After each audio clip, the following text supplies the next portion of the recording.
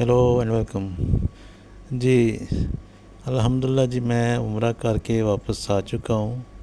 तो ये आज का जो मेरी जो वीडियो है, ये असल में मैं अल्हम्दुलिल्लाह जो उम्रा करके आया हूँ उसी बारे में कुछ मैं मालूमात हैं जो आपके साथ शेयर करूँगा।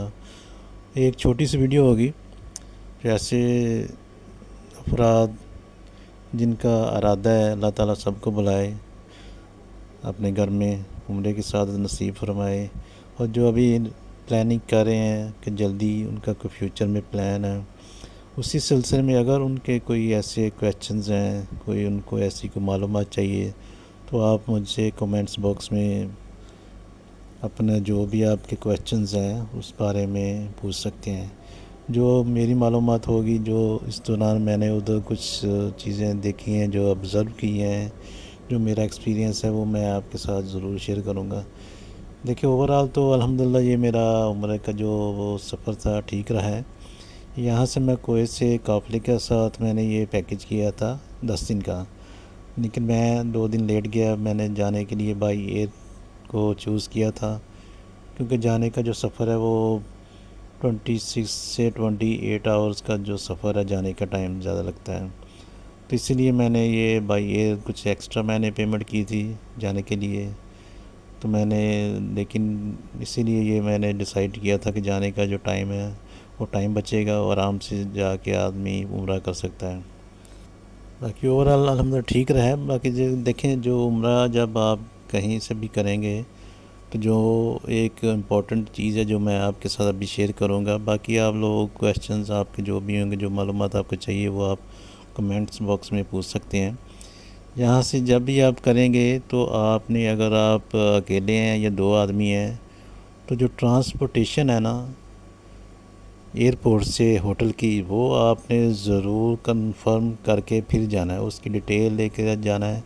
देखिए, मेरे साथ भी जो हुआ था, जो 3 घंटे मुझे उन्होंने एयरपोर्ट पे रोक के रखा था, उसकी मेन वजह यही थी कि जो यहाँ से जिनको साथ मैंने ये पैकेज किया था, उनको मैंने यहाँ से जो पेमेंट थी उन्होंने मुझसे ले ली थी जी। एयरपोर्ट से आपको होटल के लिए ना हमारी कन्वेंस आएगी स्पेशल, तो उसके लिए मैंने उनको ना पाकिस्तानी 20,000 रुपये पे किए थे, जो एक्स्ट्रा थे, जो उनकी कन्वेंस जो ट्रांसपोर्ट थी वो एयरपोर्ट से मुझे होटल के लिए पिक एंड ड्रॉप करने के लिए थी।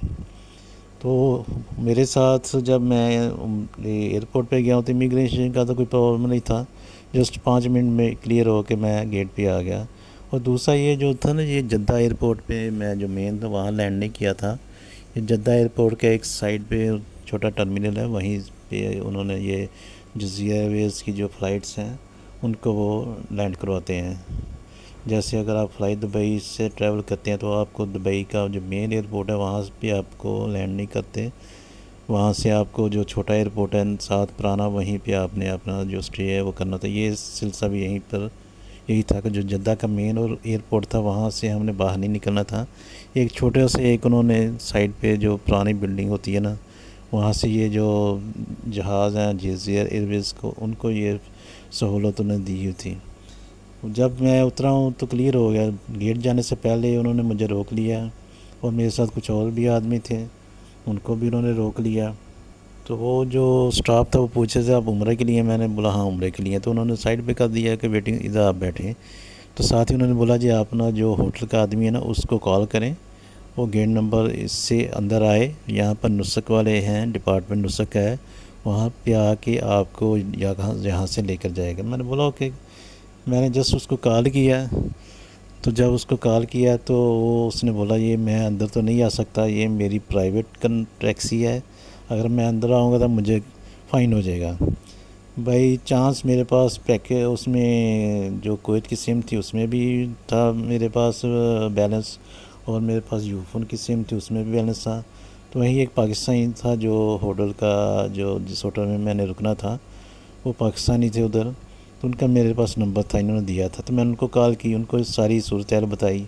उन्होंने बोला कि ये प्रॉब्लम है, ये जो आपको काफ़िले वालों ने भेजा है ना, उन्होंने आपकी नुस्ख ऐप में जो ट्रांसपोर्टेशन है उसको ऐड नहीं किया था, अगर प्राइवेट बंदा अंदर जाएगा तो उसको फ़ाइन हो जाएगा।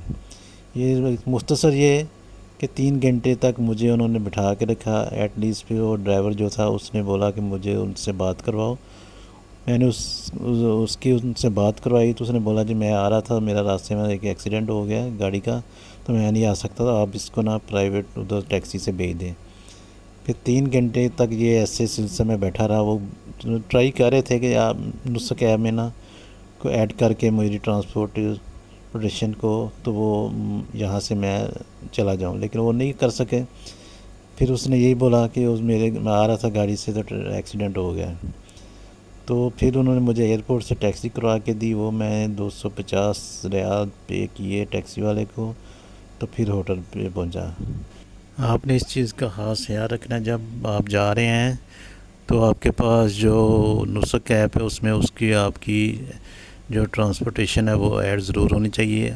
आपके पास होटल का जो जिस होटल में जा रहे हैं वहाँ का 1-2 नंबर ज़रूर साथ लेकर जाएं, जो पाकिस्तान से जिससे पैकेज कराया है उसका, या कहीं से भी आप आ रहे हैं कॉन्टैक्ट नंबर ज़रूर हो। आपके पास ऐसी सिम होनी चाहिए जो एक्टिव हो, जिसमें आपके पास बैलेंस हो अगर आपने इंटरनेशनल कॉल भी करनी है। अभी तो रोमिंग कॉल आपके पास कहीं से भी आ रहे हैं तो आप उसमें रोमिंग का जो सर्विस है वो एक्टिव कर सकते हैं को थोड़ा से पैकेज से। तो आप किसी से अगर रब्ता करना हो तो आपके लिए इजी हो जाता है। बाकी अगर आपके कोई क्वेश्चंस हैं, किसी किस्म की आपको मालूमात चाहिए, अगर मुझे उस बारे में कोई भी मालूमात होगी तो मैं आपके साथ ज़रूर शेयर करूँगा। वहाँ का स्टे, होटल और जो भी वहाँ के जो आपको अगर कोई मालूमात चाहिए उम्रे के बारे में, या जो एक्सपीरियंस मेरा था, या जो आपके सवाल आते हैं, अगर मुझे मालूम होगा तो मैं आपको उस बारे में ज़रूर अपडेट करूँगा। ओके जी, बाय, अल्लाह हाफ़िज़।